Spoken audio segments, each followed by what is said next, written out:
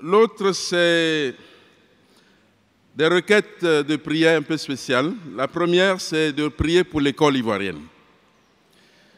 Que l'année soit sauvée, que l'année reprenne. Amen, frères et sœurs. Une autre prière sur le site mondial de l'Église, discipletoday.org, ou bien en anglais disciplestoday.org. Il y a une chaîne mondiale de prière. Et cette semaine, la prière, c'est pour 2 pays, pour le Venezuela et pour le Brésil. Le Venezuela, si vous regardez les nouvelles, vous savez que ils ont leur crise post-électorale. Actuellement, il y a 2 présidents. Et vraiment, ça ne va pas du tout. Nous allons prier pour tout le Venezuela, prier aussi pour le Brésil. Le Brésil, c'est l'écroulement d'un barrage qui a causé beaucoup de dégâts. Donc, les disciples du monde entier sont aujourd'hui en train de prier pour le Brésil et le Venezuela. Amen, frères et sœurs.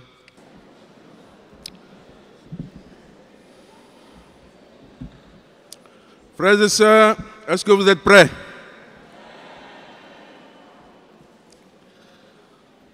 Prions.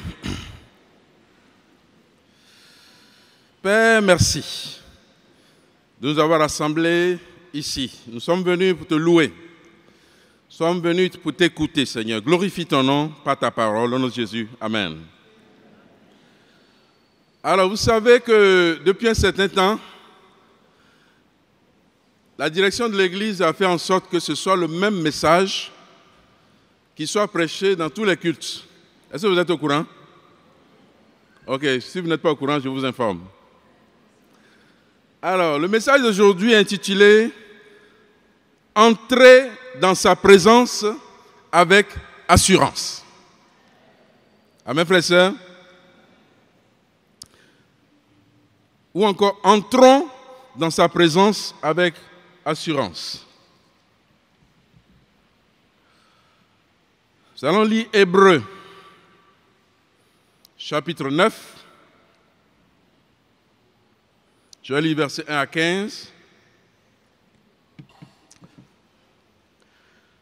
La première alliance avait donc des règles relatives au culte et un sanctuaire terrestre.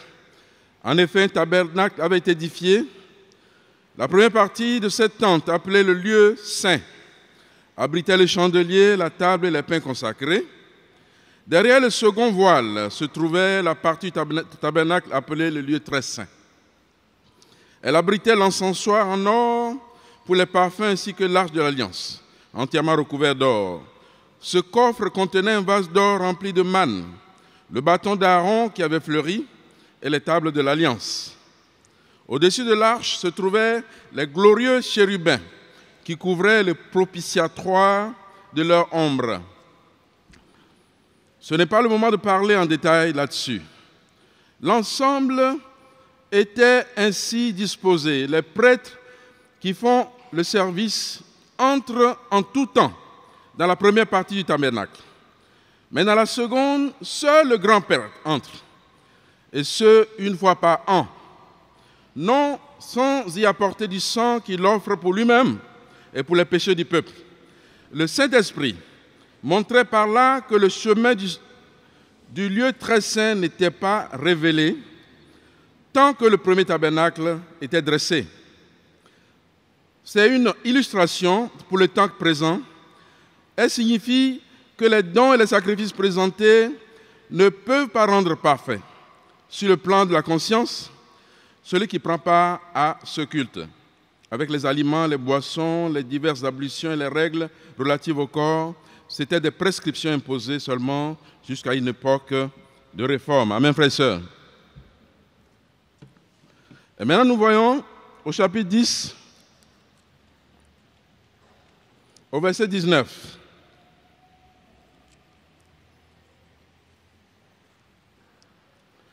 Ainsi, frères et sœurs, nous avons, par le sang de Jésus, l'assurance d'un libre accès au sanctuaire.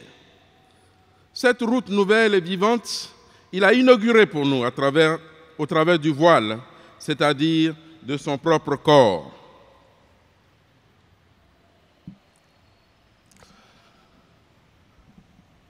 Frères et sœurs, nous allons ici d'une alliance à une autre alliance. Hébreux 9 parle du tabernacle.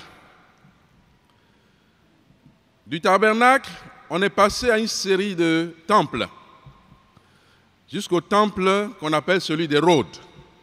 Il y avait le temple de Salomon avant celui d'Hérode. Et Hérode, le roi,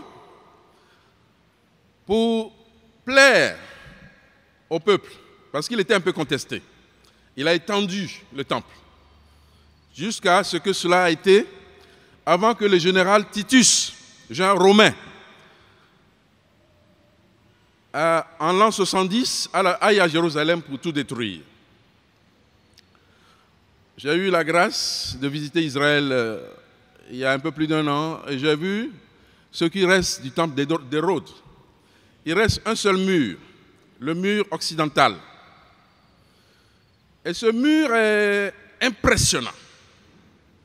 Alors, si ce seul mur est si impressionnant, on peut imaginer facilement l'étendue du temple dans toute sa gloire.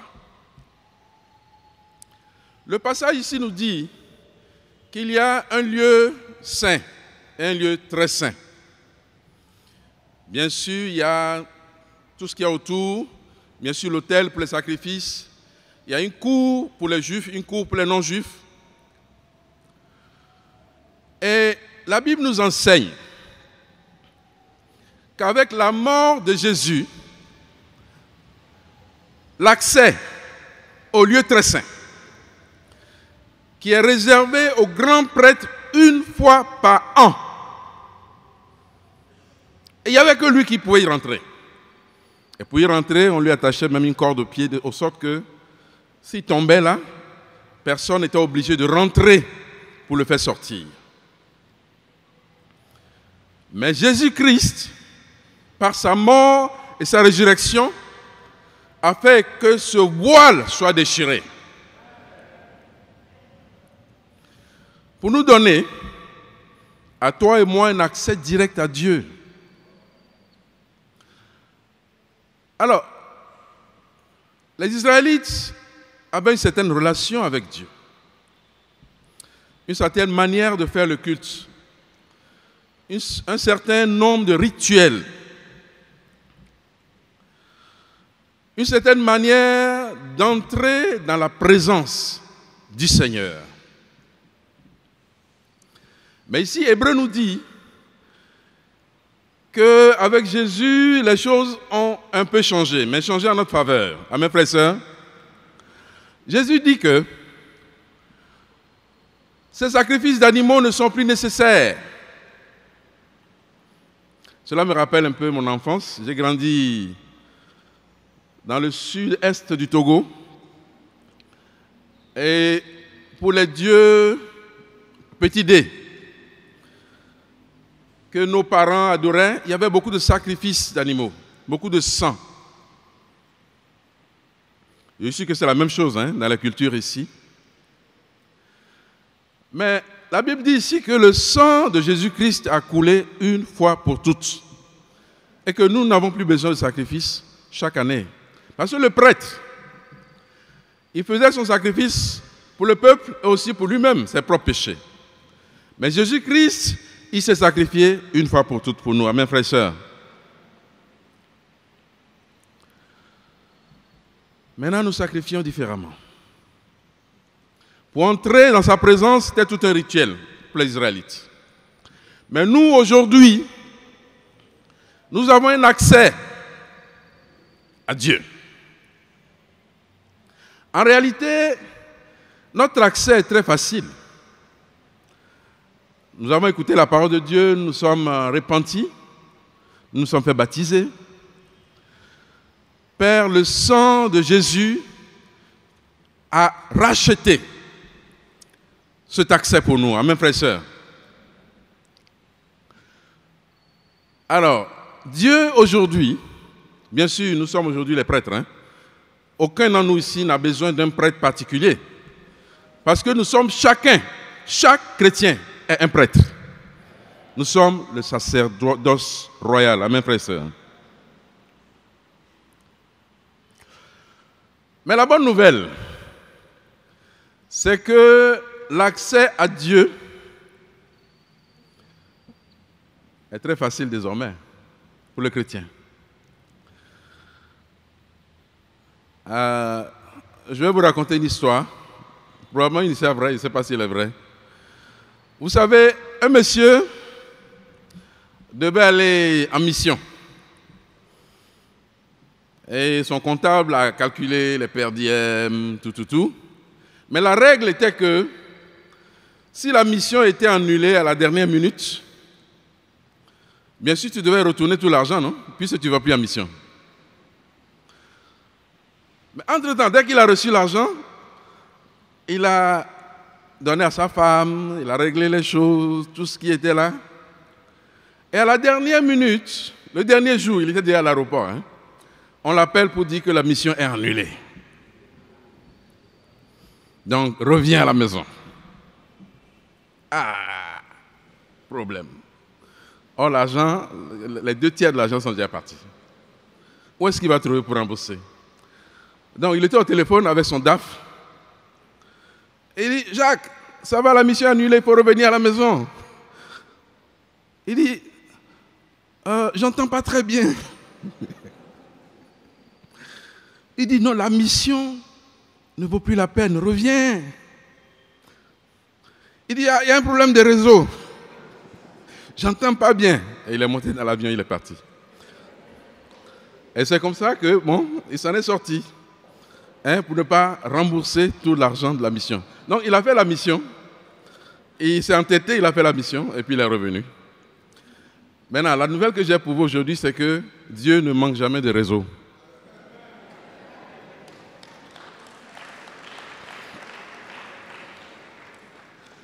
Aujourd'hui, les opérateurs de cellulaire, tu es au téléphone, il n'y a pas de réseau.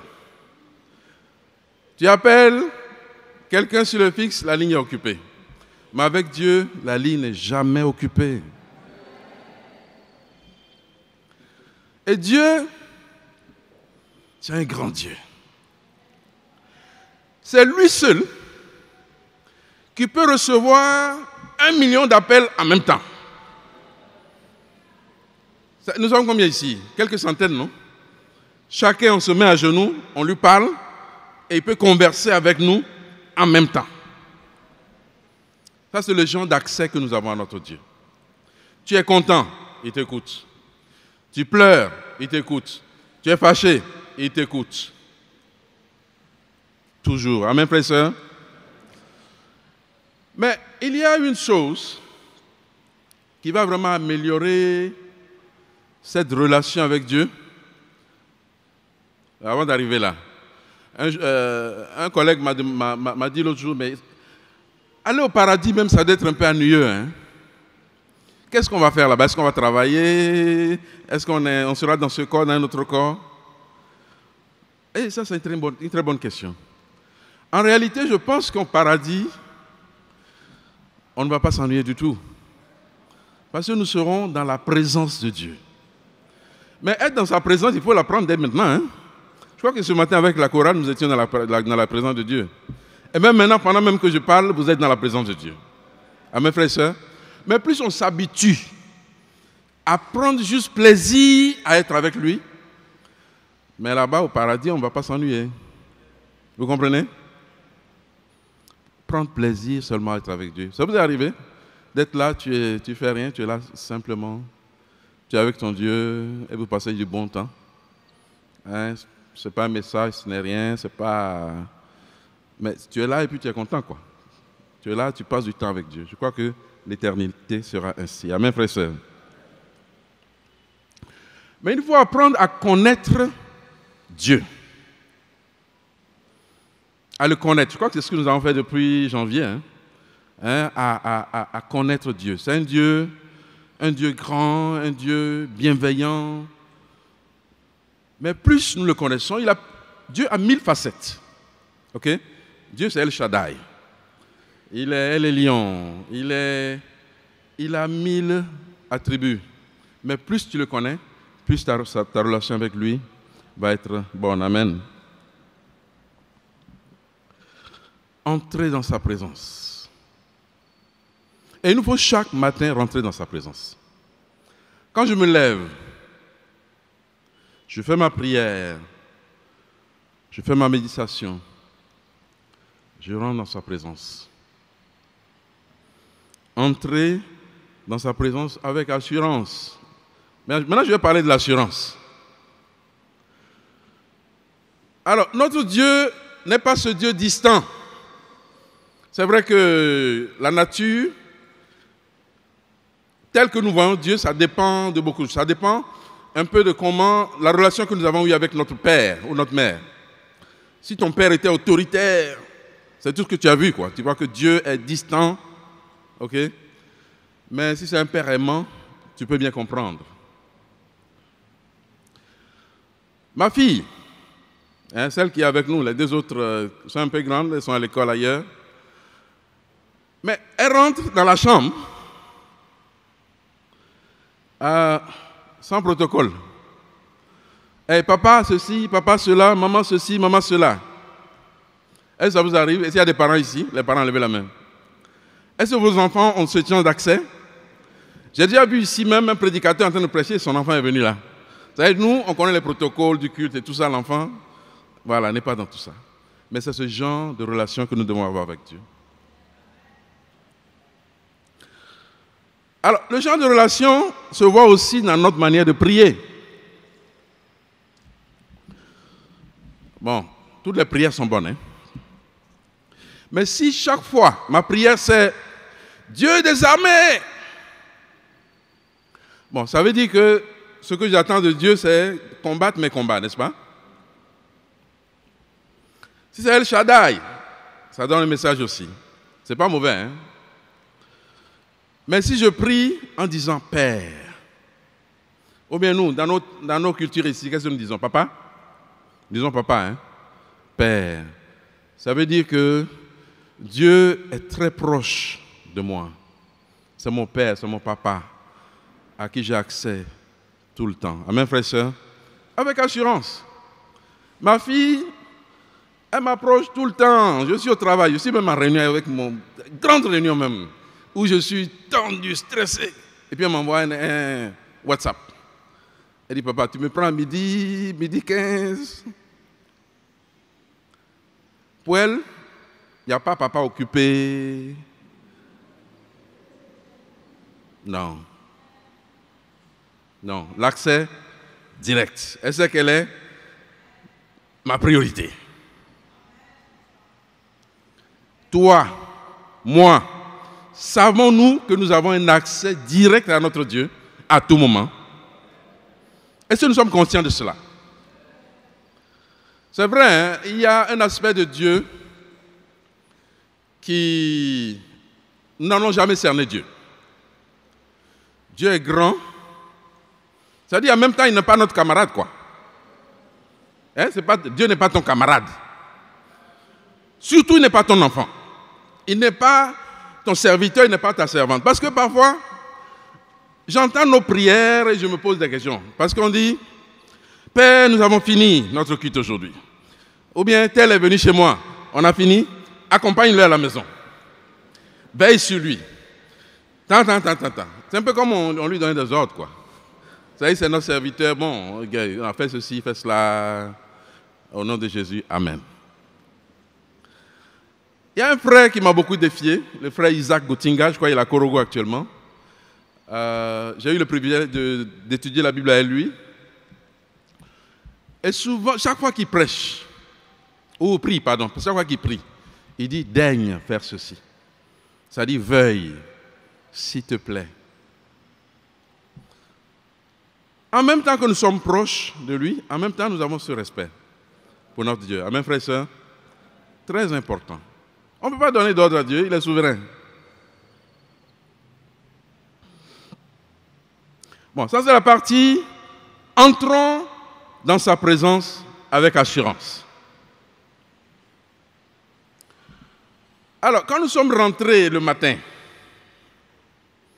est-ce qu'il faut sortir de sa présence?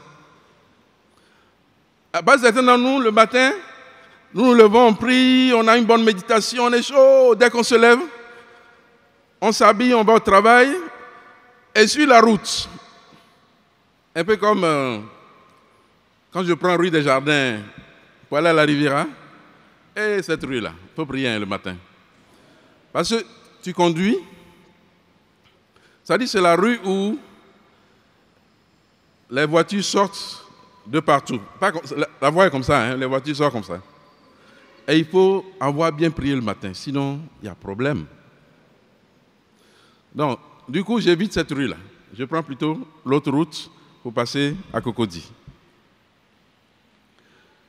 Mais quand tu es rentré dans ta présence, il faut rester dans sa présence. Vous êtes d'accord avec moi? Qu'il faut rester dans la présence de Dieu toute la journée.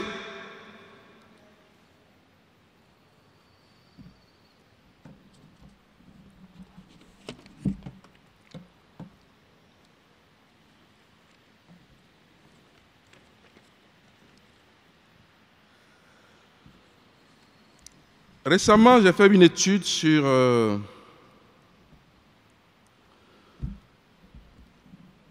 rechercher la sainteté. Nous rentrons dans la présence de Dieu, d'un Dieu qui est saint. Bon, nous n'allons pas, ça va être difficile, hein, d'entrer dans sa sainteté. Ça ne va pas ensemble. Et d'être nous-mêmes dans la chair, dans la colère, dans les critiques, les médisances, dans la médiocrité, la paresse et l'indolence. Ça va être très difficile. Le baptême, c'est le début. Et après, nous travaillons par ce qu'on appelle les disciplines spirituelles. Par l'étude biblique, la prière, par les jeûnes. Et nous avons un désir profond, sincère, de glorifier le nom de Dieu dans chaque acte de la vie, dans chaque pensée. C'est ça qu'on appelle la sanctification. Alors, plus nous réussissons cet exercice, plus notre présence avec Dieu va être bonne, va être facile. Amen, frères et sœurs.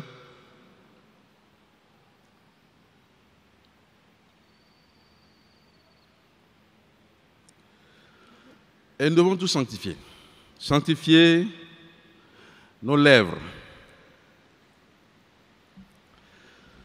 Les 10 commandements, il y en a 3 dedans qui parlent de sanctifier ses lèvres.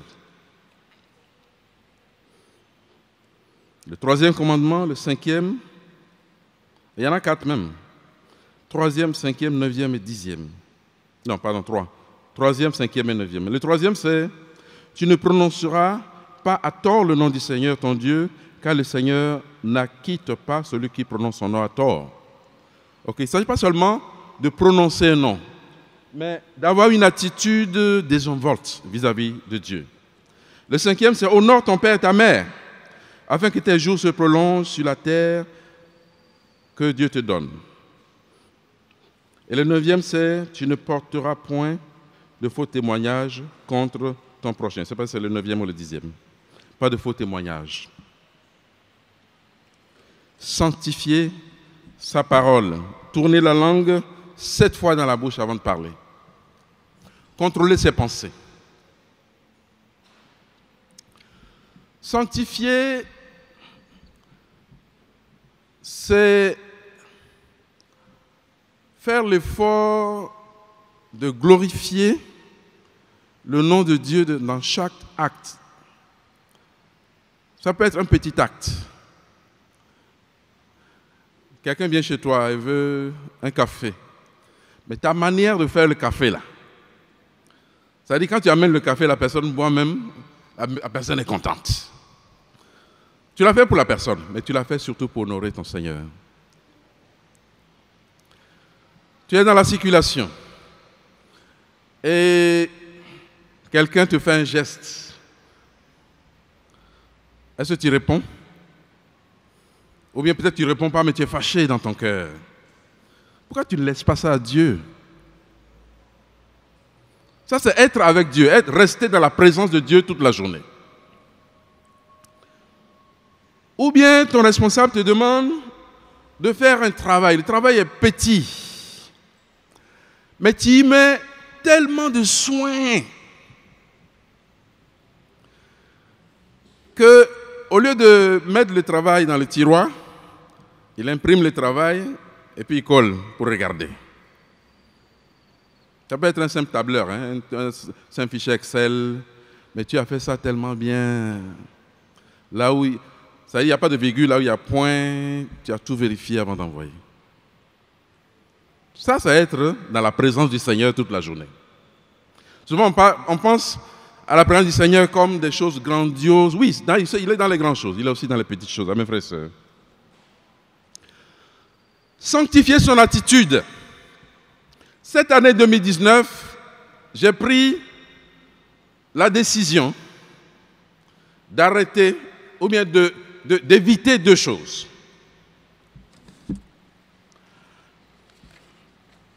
Et ces deux choses, c'est l'inquiétude et les plaintes. Je ne veux pas m'inquiéter cette année.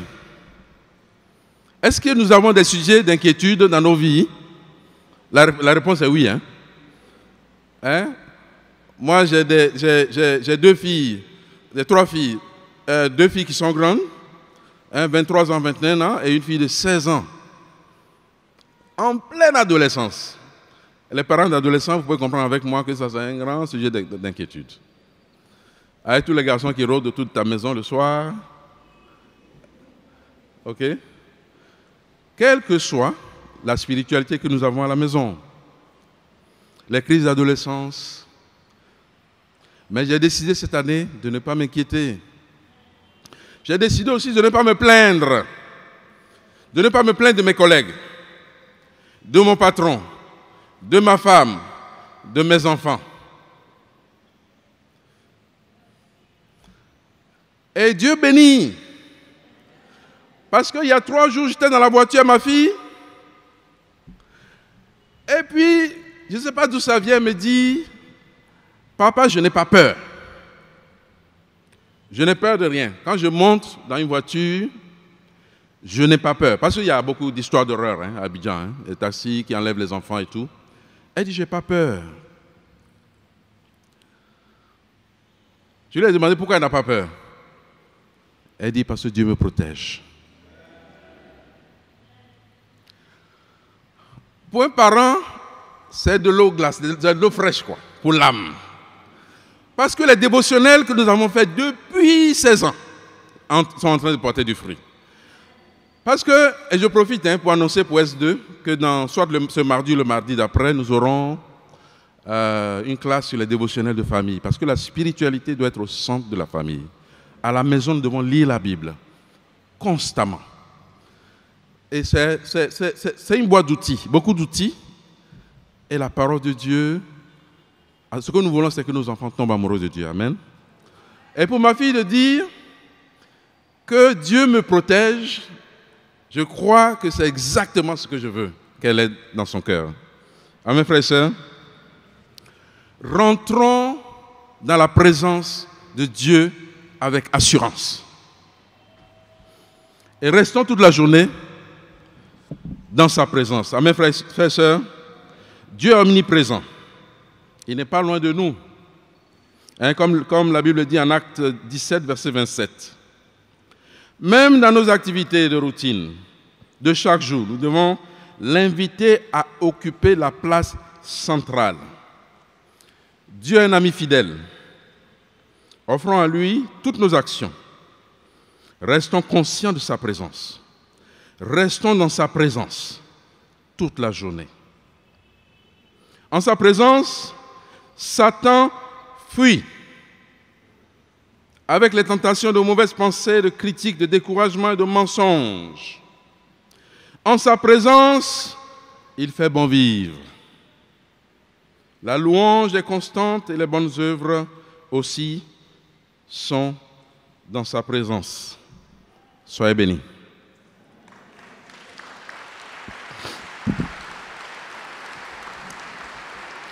Prions.